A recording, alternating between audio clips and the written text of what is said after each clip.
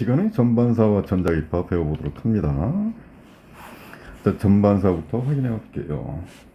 빛이 진행하다가 매질의 경계면에서 굴절하지 않고 뭐하는 현상? 전부 반사하는 현상이다. 자, 그렇다면 그림을 먼저 확인할게요. 자, 여기서 백이라는 빛이 나갑니다. 그래서 공기로 빠져나가죠. 이때 백이 빠져나갑니다. 자, 두 번째로 볼까요? 백이라는 빛이 나가는데, 자, 그 중에 일부분은 이렇게 굴절돼서 나가고 나머지는 다시 반사돼서 나오게 되는 거죠. 자, 이때 반사돼서 나오는 빛의 양과 굴절돼서 나가는 빛의 양을 합하면 입사될 때의 빛의 양과 같게 되는 겁니다. 자, 그러다가 입사각을 좀 더 크게 해보면, 자, 반사되는 각이 나오고요. 어라? 그리고 굴절돼서 나가야 될 빛이 90도를 이루기 때문에 이 면을 따라서 진행하는구나를 확인할 수 있는 거죠. 그렇다면 이때 각을 더 크게 하면 어떻게 될 것이냐? 자, 입사된 빛이 몽땅 100% 반사돼서 나가는 현상을 확인할 수 있습니다. 이때 이 현상을 뭐라고 하느냐? 전반사라고 하죠. 그러면 전반사가 되기 시작하기 위한 기준값이 등장하죠. 요거죠. 얘가 기준이죠. 그러므로 다시 한번 식으로 정리합니다. 자, 전 시간에 배웠던 거 있죠? 항상 일정한 값 뭐다? 사인 값이다. 그러므로 사인 R분의 사인 I는, 자, 이것은 굴절률과 같다라고 했죠. 굴절률은 반대로 N1, N2입니다. 이렇게 확인되는 거고, 자, 굴절될 때 각이 몇 도? 90도. 그러면 이거의 값이 사인 90도가 되므로 1이 되는 거죠. 그래서 사인 I는 N분의 N2라는 식으로 정리가 되죠. 확인되셨나요? 이해되셨죠? 자, 이때 I를 뭐라고 하느냐? I를 바로 임계각이라고 합니다. 자, 입사각을 다룰 때 임계각이라는 단어가 등장하는데, 이 임계각은 무엇을 의미하는 거다? 굴절각이 90도가 될 때, 이때 입사각을 뭐라고 한다? 임계각이라고 한다 라고 했습니다. 확인되셨죠? 자, 그러므로 전반사가 이루어지기 위한 조건, 임계각보다 커야 한다. 그래야만 뭐 한다? 전반사가 일어난다. 이거 꼭 기억을 하시면 됩니다. 자, 전반사 현상 관찰, 이것도 시험에서 자주 등장합니다. 자, 이 경우를 보실까요? 얘는 전반사가 일어날 수 있겠구나. 하지만 얘는요, 전반사가 일어날 수가 없다. 그러므로 전반사가 일어나기 위한 조건 들어가면 됩니다. 자, 전반사가 일어나기 위한 조건은요, N1과 N2를 비교했을 때 무조건 커야 됩니다. 즉, 굴절률이 큰 곳에서 굴절률이 작은 곳으로 진행해야 됩니다. 그러면 느린 곳에서 어디로 가야 돼요? 빠른 곳으로 가야죠. 이것을 매질의 상태에서 우리가 뭐 하냐, 어떻게 표현하냐? 밀한 매질이라고 표현합니다. 밀한 매질에서 소한 매질로 진행이 되어야 합니다. 이게 조건이에요. 무조건입니다. 자, 그러므로 굴절률이 크다, 굴절률이 작다. 그러면 아까 팁 준 거 있죠? 각이 어때야 된다? 각이 작다. 얘는 각이 크다. 자, 비교하시죠. 입사각과 굴절각 커지죠? 작은 곳에서 어디? 큰 곳으로 진행해야 된다는 얘기죠. 이것이 바로 전반사가 일어나기 위한 조건입니다. 꼭 확인을 해 두셔야 해요. 자, 이건 다시 여러분들이 꼭 읽어보시면 됩니다. 자, 다시 정리할게요. 전반사의 특징 들어갑니다. 자, 빛의 속력이 느린 매질에서 빠른 매질로 진행해야 된다. 그리고 입사각은 항상 임계각보다 어때야 된다? 커야 한다. 그리고 굴절률이 큰 물질일수록 임계각이 작다. 다시 들어갑니다. 자, sin R분의 sin I가 뭐분의 뭐다? N1분의 N2다. 라고 했어요. 이때 이 값이 얼마가 된다? 1이 된다. 그래서 다시 정리하면 sin I분의 sin I는 N1분의 N2다. 라고 했습니다. 확인되셨죠? 자, 그런데 굴절률이 큰 물질일수록 얘가 크다, 상대적으로 크다라고 하면 이 값은 어때요? 다운되죠. 그러면 얘도 어떻게 될까요? 작아지죠. 그러므로 임계각이 작아질 수밖에 없다. 그 얘기가 되는 겁니다. 이해가셨나요? 자, 따라서 굴절률 차이가 크면 굴절률 차가 클수록 임계각은 작아진다. 이렇게 해석하시면 됩니다. 자, 그럼 전반사의 장점은 뭐냐? 빛의 세기가 약해지지 않고, 아까 그림을 통해서 확인했죠? 자, 입사된 빛이 100이라면 반사되는 빛도 100이니까 전혀 약해지지가 않는 겁니다. 따라서 전반사한 빛의 세기는 입사한 빛의 세기가 같다. 이거 이해하시기 바라고요. 자, 그리고 빛의 진행 경로를 바꿀 수 있다. 그렇기 때문에 빛을 멀리까지 보낼 수 있다라는 장점이 있습니다. 자, 그러면 세 가지가 나오죠. 전반사, 빛의 세기, 그 다음에 경로, 그 다음에 멀리, 세기, 경로, 멀리로 축약해서 익혀두시면 됩니다. 자, 전반사 현상에 대한 시험이 잘 나오죠. 그럼 뭐가 있습니까? 이렇게 레이저. 자, 물이 이렇게 휘는데 그 휘는 물에 따라서 빛이 같이 가는 거죠. 전반사. 자, 프리즘 아주 대표적인 경우입니다. 자, 그리고 광섬유 나오겠죠, 당연히. 그 다음에 여기 고래가 있네요. 이것도 다 전반사에 해당되는 겁니다. 자, 이용에 누가 등장합니까? 프리즘. 그쵸? 자, 그 다음에 뭐 광섬유.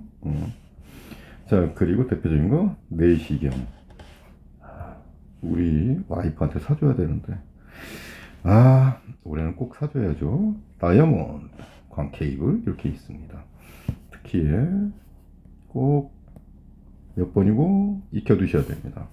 임계각이 얼마다? 42도다. 자, 전반사 조건이 뭐였습니다? 전반사가 이루어지기 위한 조건. 입사각이 임계각보다 어때야 한다? 커야 한다죠. 자, 임계각이 몇 도? 42도. 입사각 몇 도? 45도. 그럼 전반사 일어난다, 안 일어난다? 일어난다. 이해가셨죠? 자, 따라서 전반사를 이용한 대표적인 게 무엇이다? 프리즘이다. 꼭 기억해 주시면 좋습니다. 자, 따라서 우리가 뭘 배우느냐? 광통신에 대해서 배우게 되는 겁니다. 자, 먼저 광통신에 사용되는 광섬유에 대해서 배우게 되는 거죠. 자, 빛을 전송할 수 있는 섬유 모양의 관, 이걸 광섬유다라고 합니다. 그러면 구조는 아주 심플하니까 무조건 외워야 되는 거예요. 자, 중앙에 뭐가 있다? 코어. 그러면 굴절률이 어떻게 된다? 크다. 자, 전반사 조건 두 번째 뭐죠? 굴절률이 어떻다? 크다에서 어디로 가야 된다? 굴절률이 작다로 가야 된다. 두 번째, 입사각이 어떻게 돼야 된다? 임계각보다 커야 한다. 이게 전반사 조건입니다. 자, 그러므로 코어는 굴절률이 크다. 그러면 굴절률이 작은 건 누구다? 클래딩이다. 따라서 용어 등장하는데 코어와 클래딩 꼭 기억하시기 바랍니다. 그래서 전반사 일어나죠. 전반사 일어나고 전반사 일어나고. 자, 그래서 경로가 어때요? 계속 변하죠. 그리고 쭉 가죠. 멀리 갈 수 있다는 얘기죠. 이해가셨죠? 자, 이건 바로 뭐다고요? 전반사라고. 자, 그러면 이제 광통신에 대해서 배웁니다. 잘 익혀두셔야 합니다. 음성, 영상 등과 같은 여러 가지 정보를 무슨 신호로? 빛 신호로 전환을 합니다. 그리고 어떻게 전송하느냐? 어떤 원리로? 전반사를 이용해서 전송합니다. 이것을 뭐라고 한다? 광통신이라고 표현합니다. 그럼 몇 가지 구조가 나오는데 요 세 가지만 이해하시면 돼요. 자, 그러면 여러 가지 정보를 뭐로? 빛 신호로 변환한다. 여러 가지 전기 신호를 뭐로 바꾼다? 빛 신호로 바꾼다. 그리고 어디서? 광섬유에서 전송한다. 어떤 원리로? 전반사로. 자, 그럼 다 왔다? 그러면 수신기에서 빛 신호를 다시 뭐로 바꾼다? 전기 신호로 바꾼다. 자, 그러므로 전기 신호를 다이렉트로 전기 신호로 보내는 경우가 있겠고, 자, 전기 신호를 빛으로 바꾼 후에 전송하고 다시 전송된 이 빛을 뭐로 바꿔? 전기 신호로 바꾼다. 이런 원리가 있겠죠. 자, 이것은 구리도선이겠죠. 그럼 얘는 광통신이 되겠죠. 이해 가셨나요? 자, 근데 이 그림 중에서 중간에 뭐가 있습니까? 광증폭기가 있습니다. 이것만 추가적으로 익혀두시면 되는 거예요. 자, 그러면 왜냐? 코어 내에서 빛이 일부 흡수되기 때문에 세기가 약해집니다. 그래서 다시 증폭시킨다는 얘기죠. 이해 가셨죠? 자, 따라서 송신기 전기를 뭐로 바꾼다? 빛으로 바꾼다. 광섬유 전반사 전송이다. 수신기 빛 신호를 뭐로 바꾼다? 전기 신호로 바꾼다. 중간에 뭐 달아준다? 증폭기 달아준다. 여기까지만 하시면 되는 거예요. 자, 장단점에 대해서 나오는 거죠. 시험 형태는 이 구조적인 형태를 묻느냐 아니면 장단점에 대해서 묻느냐, 두 가지로 나눌 수 있어요. 자, 장점 들어갑니다. 100% 신호를 100% 전달하기 때문에 바깥으로 나갈 수가 없죠. 그래서 잡음도 없고 혼선도 없어요. 그래서 바깥에서 얘가 뭐나라고 도청할 수도 없는 거죠. 자, 그리고 100% 이용할 수 있으니까 대용량을 멀리까지 보낸다고 했죠. 그래서 먼 곳까지 전달할 수 있죠. 그래서 장거리 이용합니다. 자, 그리고 에너지 손실이 적다라고 했어요. 전반사 때문에. 그죠? 하지만 광증폭기는 달아야 한다. 그리고 구간 사이의 거리도 길다. 뭐 이런 장점이 있습니다. 됐나요? 자, 외부 전자입학 간섭 받지 않아요. 새어나가는 게 없으니까. 그래서 도청이 안 됩니다. 그리고 멀리 보낼 수 있어요. 에너지 손실이 적으니까. 하지만 단점이 있겠죠. 자, 예민해요. 끊어지면 끝이에요. 불순물 들어가도 끝이에요. 돈 많이 들어요.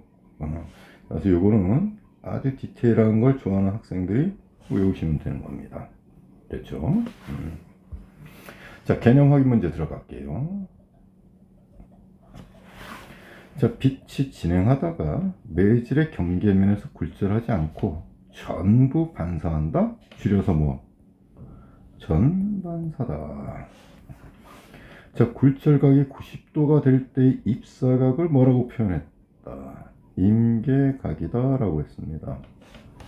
자, 전반사가 일어날 경우에는 빛의 속력이 어떤 느린 매질에서 빛의 속력이 빠른 매질로 진행할 때, 또한 입사각이 임계각보다 어떨 때 큰 경우에 일어난다. 자, 굴절률 차이가 크면 클수록 임계각은 어떻게 된다? 작아진다라고 했습니다. 이해가셨죠? 자, 빛을 전송할 수 있는 섬유 모양의 관, 이게 무슨 관이죠? 뭐였지? 기억이 안 나네. 광섬유죠.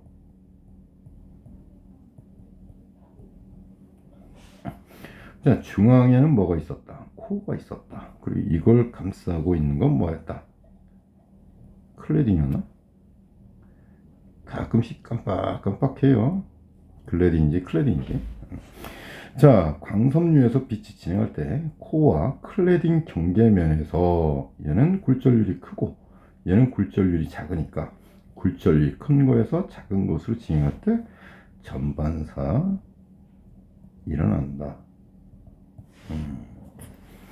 자, 음성, 영상 같은 여러 가지 정보를 빛 신호로 전환해서 광 케이블로 전송하는 통신 방식 광통신이었다라고 했죠. 자, 전반사에 대한 설명 들어갑니다. 굴절률이 작은 에서 큰? 안 되죠. 자, 임계각은요, 굴절각이 90도가 되는 입사각이다. 맞는 문장이죠. 입사각은 임계각보다 어때야 된다? 커야 일어나죠. 확인 들어갈게요. 자, 들어갑니다.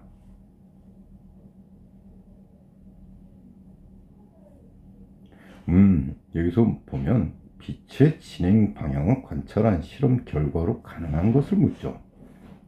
그쵸? 자, 그럼 비어있는 건 공기가 되겠죠. 맞죠? 공기가 빠르고 물은 어떻다? 느리다. 그러면 여긴 각이 크다.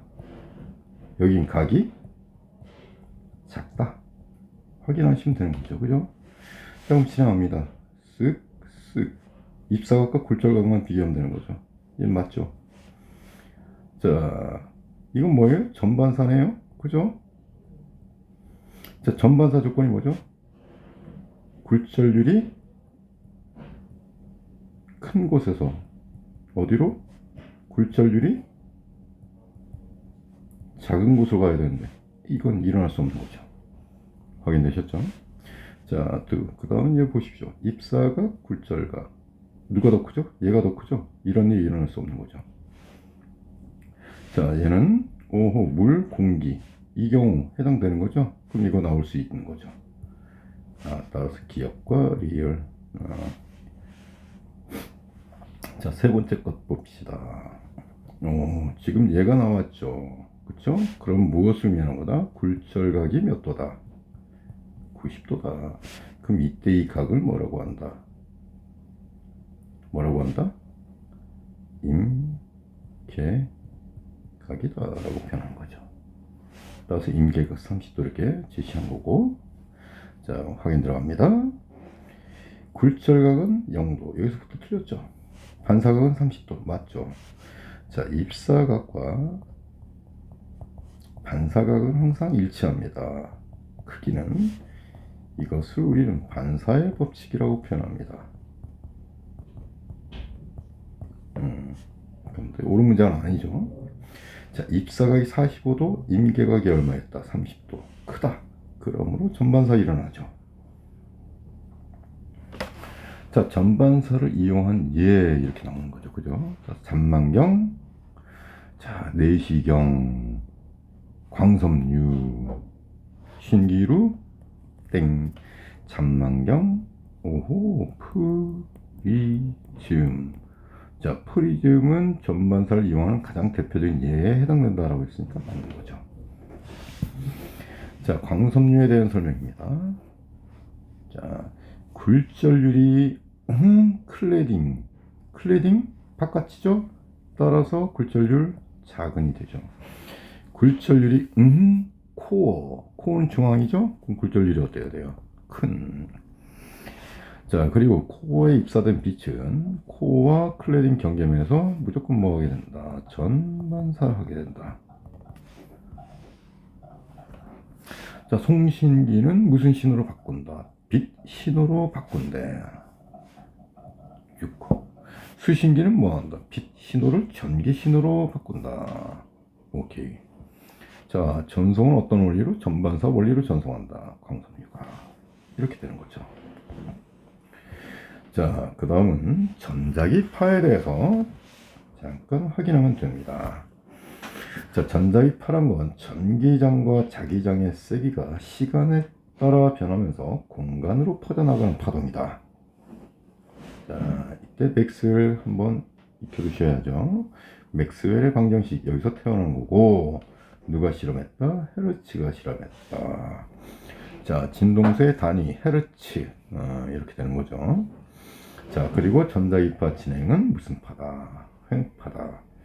그럼 여기서 참고로 그림을 그려줄게요.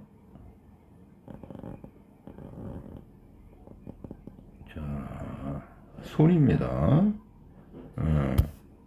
이때 이 엄지가 바로 뭐냐? 진행이에요. 진행 방향입니다. 요 네 손가락이 뭐다? 전기장입니다.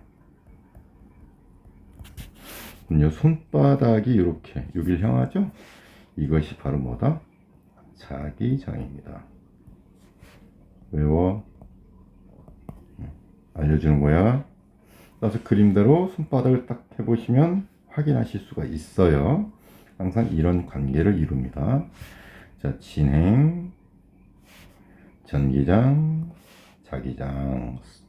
자, 서로 90도입니다. 항상. 자, 이렇게 진행됩니다. 각각 어떻게 수직으로 진행한다. 됐죠? 자, 횡파다. 전자기파는 뭐다? 횡파다. 그래서 에너지 전달합니다. 근데 매질 없어도 돼요. 이해 가셨죠? 이해 가셨나요?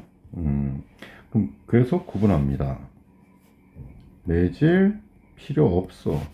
아니야, 매질은 꼭 필요해 라고 하면 매질이 필요 없어도 에너지가 전달되는 파동을 우리는 전자기파라고 합니다. 그러나 매질이 꼭 필요한 파동을 단성파라고 표현하죠. 구분하시면 됩니다. 자, 전자기파 속력은 항상 뭐 같다 뭐 이렇게 되고, 그러면 속력 관계는 V는 F람다에서 V를 C로 바꾸면 되는 거죠. 그 다음에 전자기파 에너지는 항상 뭐 진동수에 비례합니다. 따라서 에너지는 뭐에 비례한다? 진동수에 비례한다. 요거 꼭 기억하시면 되겠죠. 자, 그러면 전자기파의 종류 구분하겠다는 얘기죠. 뭐에 의해서? 파장 또는 진동수에 의해서 다른 성질을 나타낸다. 그래서 파장에 따라 구분합니다. 대체적으로 파장별로 구간을 나눕니다 라고 하면 세 가지로 구분이 된다는 얘기죠. 됐나요?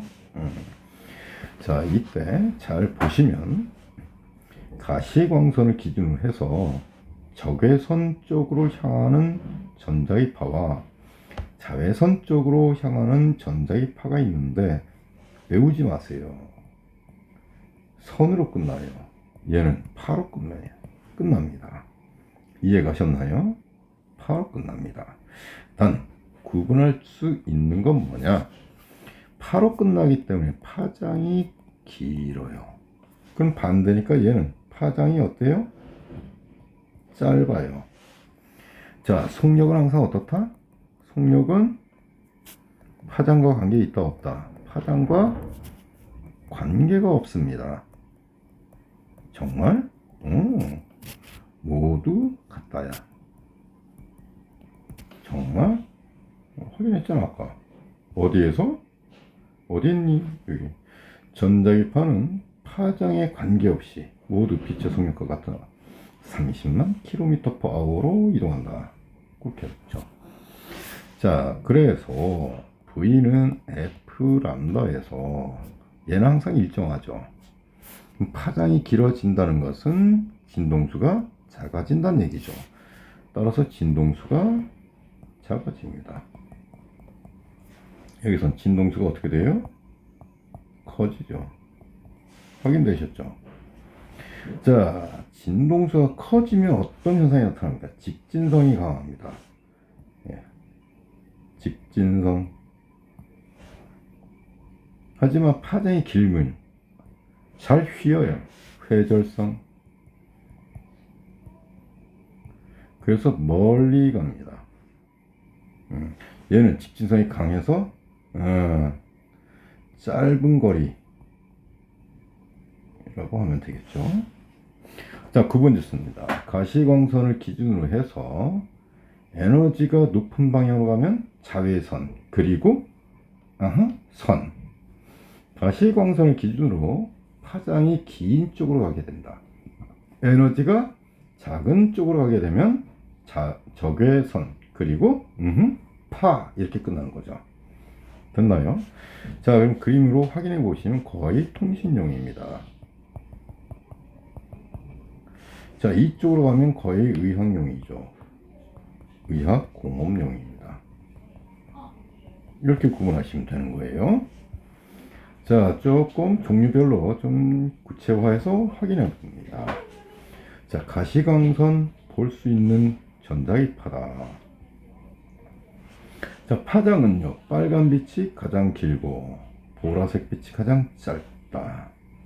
그러면 이 가시광선이란 건 물체를 보는데 사용하겠죠. 이해가셨죠? 자, 따라서 뭐 광학기구 빛을 이용한 가시광선 레이저, 뭐 라이파이, 이걸 보세요. 난 이런 거 잘 몰라요. 자, 그 다음 자외선 들어갑니다. 가시광선 보라색빛보다 파장이 짧은 영역의 전자기파인데 기능, 살균 필요합니다. 살균. 그 다음에 화학작용, 화학반응 뭐 일으킨다. 그 다음은 어떻게 된다? 형광물질의 자외선을 흡수시키면 가시광선을 방출하는 무슨 작용? 형광작용. 형광작용. 따라서 살균, 그 다음 뭐? 형광. 두 가지. 자, 살균. 그리고 이것을 피부에 쏘면 어떻게 돼? 자, 자외선 여기서 피부가 타죠. 그쵸?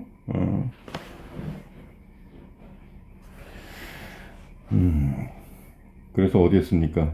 의료, 소독기, 형광을 이용한 뭐 위조지폐 감별. 요거 필수적으로 외우세요. 다들 틀릴 확률이 높습니다. 위조지폐 감별. 자, 적외선은요, 뭐다? 이건 열작용입니다. 열작용. 따라서 보이지 않는 걸 대체해서 열적외선 카메라, 적외선 온도계, 적외선 물리치료계, 리모컨, 이런 게 있는 거죠. 자, 여기서 적외선에서 내가 버튼을 누르면 깜빡깜빡 불이 들어와요. 무슨 빛이 들어오죠? 빨간불 들어오는 거죠. 이때 적외선인데 우리가 어떻게 보죠? 여기는 적외선뿐만 아니라 가시광선도 나오는 영역대가 있어요. 그래서 그 가시광선 때문에 확인할 수 있는 거예요. 100% 적외선이다. 그러니까 아닌 거예요. 자, 지폐 형광물질 발라놨죠? 그래서 이건 무슨 선이다? 자외선이다. 꼭 익혀두셔야 됩니다. 자, 계속해서 진행합니다. X선 하면 뭐? 사진. 꼭 기억하시면 돼요. 자, 의료죠. 그리고 보안 됐죠. 그 다음에 어떤 고체 결정 구조 이런 거 있습니다. 자, 감마선. 요것만 외우시면 됩니다. 파장이 가장 짧은 전자기파다. 그래서 에너지가 가장 크다. 그래서 죽인다. 누구를? 암세포. 다른 거 죽이는 거 아니에요. 암세포. 자, 그런데 누적되면 바람의 원인이 될 수 있습니다. 그렇죠? 자, 그래서 방사선 치료에 많이 사용된다. 자, 전파 들어가 봅니다. 전파에는 크게 두 가지 구분할 수 있는데 마이크로파다. 자, 마이크로파 가장 대표적인 게 뭐다? 전자레인지다. 그래서 전자레인지, 휴대전화, 무선랜, 레이더, 속도 측정기 등에 사용된다. 자, 다시 레이더는 뭐냐? 마이크로파를 방출한 후 물체에서 반사되어 돌아오는 마이크로파를 수신해서 물체 위치나 속도 등 파악합니다. 그래서 주로 항공, 그 다음에 기상, 여러 가지 목적으로 사용되죠. 자, 라디오파는요, 마이크로파 영역을 포함해서 마이크로파보다 긴 파장 전자기파다. 주로 라디오, 텔레비전, 전파, GPS에 사용된다는 거 이해가시면 되겠고, 멀리 가야 합니다 하면 뭐가 필요하다? 회절이 필요하다. 그래서 파장이 어때야 된다? 길어야 한다. 이것만 확인하시면 됩니다. 자, 개념 확인 문제 확인해 볼게요. 횡파다. 전기장, 자기장, 수직 방향을 진행한다. 자, 진공에서는 빛의 속력과 같은 30만으로 움직인다. 이걸 뭐라고 하느냐? 전자기파라고 한다. 종류 구분해보자. 가시광선 빨간색 바깥쪽 열 하면 적외선, 가시광선 보라색 바깥쪽 살균 하면 자외선, 위조지폐. 자, 음식물 속에 포함된 물 분자 진동 데워 먹으세요. 뭐죠? 전자레인지네. 그럼 뭐다? 마이크로파. 파장이 길어서 정보를 전파에다 먼 곳까지 전송할 수 있다. 뭐였다? 라디오파. 자, 투과력 인체 사진 찍고 싶어요. X선. 전자기파 중에서 에너지 가장 크다. 감마선. 이렇게 구분할 수 있는 거죠. 자, 전자기파 특성에 대한 설명 들어갑니다. 전자기파는 전기장과 자기장의 진동으로 전파한다. 맞죠? 종파 아니었죠? 횡파였습니다. 매질이 없어도 진행하는 게 전자기파였다고 했습니다.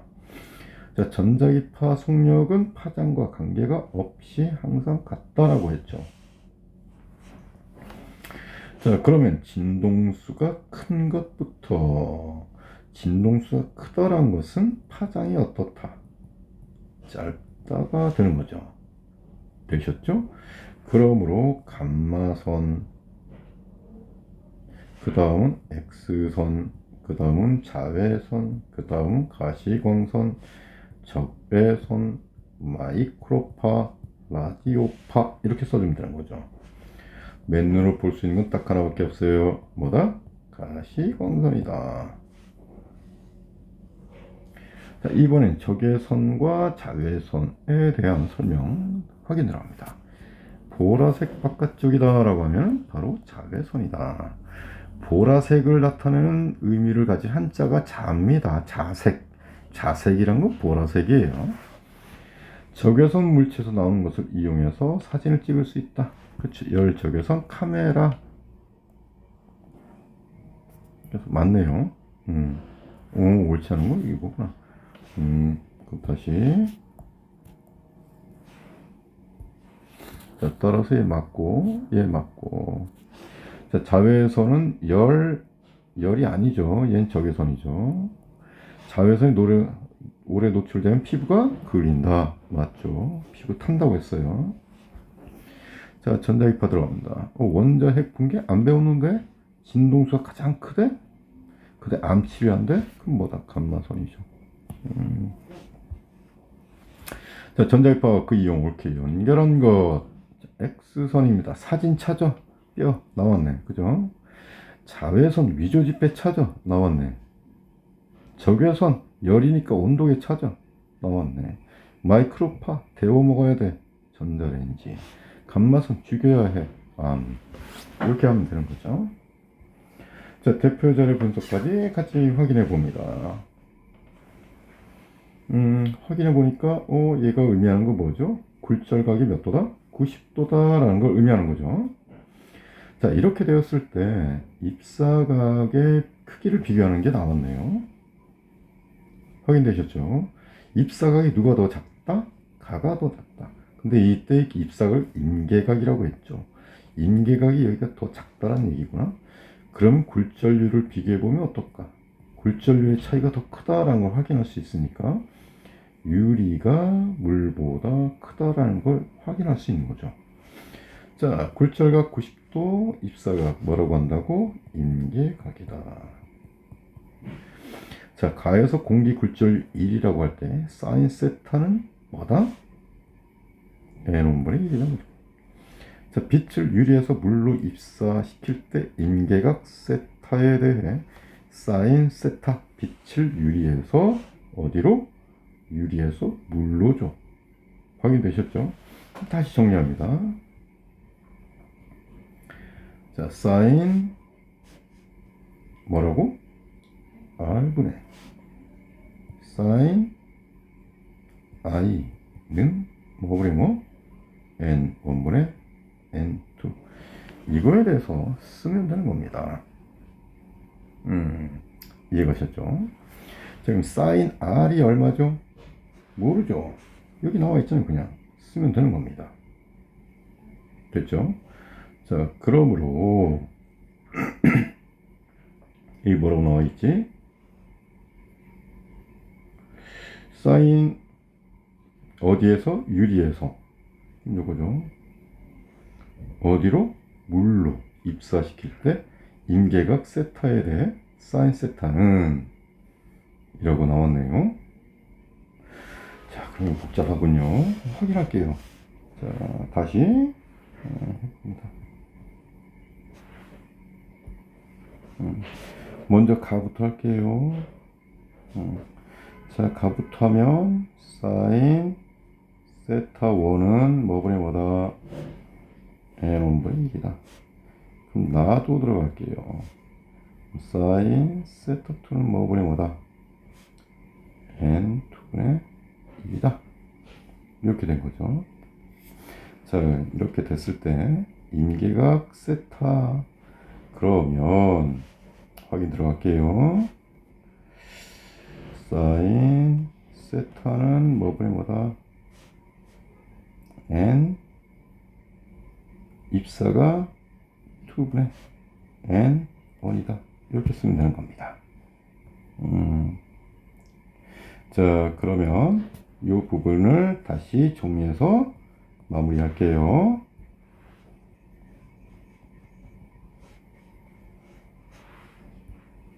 뭘 물어요? 임계각 묻죠? 확인되셨죠? 자, 그러면 항상 임계각에 대한 공식은 뭐다? 사인 세타는 뭐분의 뭐다? n1분의 n2다. 이 얘기죠. 이해가셨죠? 똑같이 하면 됩니다. 그래서 사인 세타는 어디서?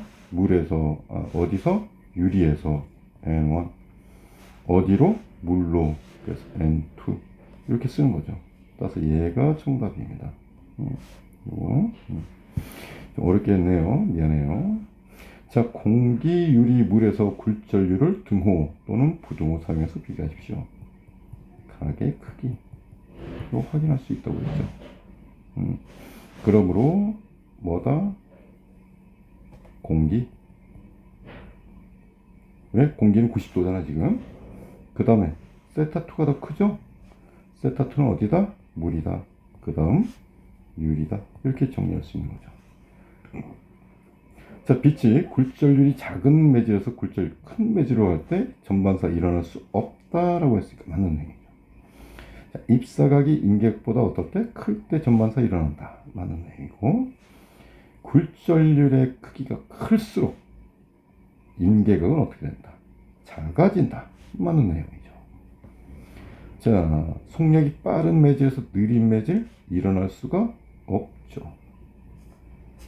빛이 공기에서 물로 진행할 때 빠른 곳에서 느린 곳으로 가는 거네요. 전반사 일어날 수 없는 거죠. 자, 그 다음에 광섬유 같이 해봅니다. 중앙에 코어 둘러싸고 있는 거 클레딩. 클레딩이 코어를 감싼다. 맞네. 광섬유에서 빛이 클레딩을 따라 진행하는 게 아니라 어디? 코어에서 가죠. 빛의 속력은 코어에서가 클레딩에서보다 느리다 라고 했는데, 자, 확인 들어갑니다. 전반사죠. 그럼 굴절율이 어디에서? 큰 곳에서 어디로? 굴절율이 작은 곳에. 이때 전반사 일어나는 거죠. 굴절율이 크면 느리고 굴절율이 작으면 빠르다라고 했죠. 따라서 코어에서가 클레딩에서보다 느리다? 맞는 문장인 거죠. 자, 그 다음 괄호 안에 알맞은 말을 쓰세요. A가 뭐 당연히 송신기죠. 그러면 영상 전기 신호를 무슨 신호로? 빛 신호로 바꾼다. 그럼 빛 섬유는 광섬유에서 진행하는 원리가 뭐였다? 전반사였다. 그런 거죠. 자, 광통신은요, 구리도선을 이용한 통신보다 증폭기를 설치하는 구간 사이가 길다라고 했습니다. 에너지 손실이 적으니까. 자, 휘어져 있어도 경로, 진행 경로 바꿀 수 있다라고 했죠. 따라서 틀린 내용이죠. 광섬유를 통해서 전달되는 빛 신호는 외부 전자기파 간섭받지 않는다라고 했습니다. 통신이 안 돼. 그래서 도청이 안 된다고 했습니다. 자, 여기까지입니다. 수고하셨어요.